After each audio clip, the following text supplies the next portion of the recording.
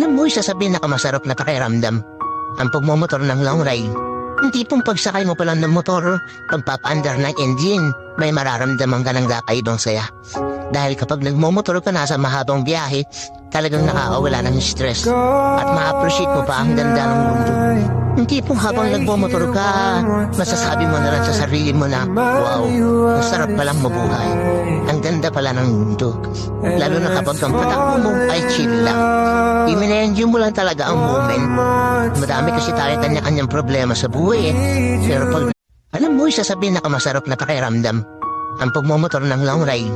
Yung tipong pagsakay mo pa lang ng motor, pagpapaandar ng engine, may mararamdaman ka ng kakaibang saya. Dahil kapag nagmumotor ka na sa mahabang biyahe, talagang nakakawala ng stress at ma-appreciate mo pa ang ganda ng mundo.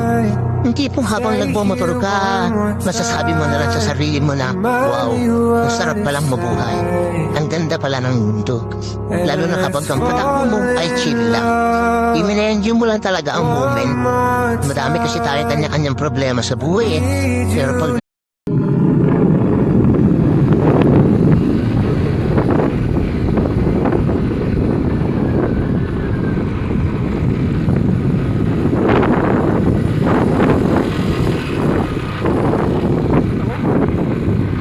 Diyan lang yun. Ay, nauna. Ay,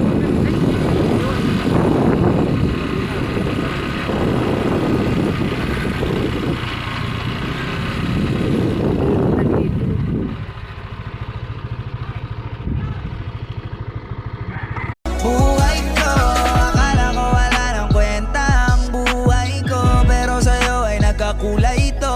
Pagdating sa'yo tanggal dalawang sungay ko, yung dating matigas na Pagod umakit? Kaya nga.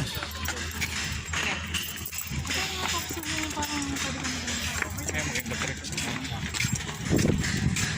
ba't malungkot siya? Tayo sa taso. Ojo, ayun o. Ayun, Ayaw na ito takot. makita nga doon.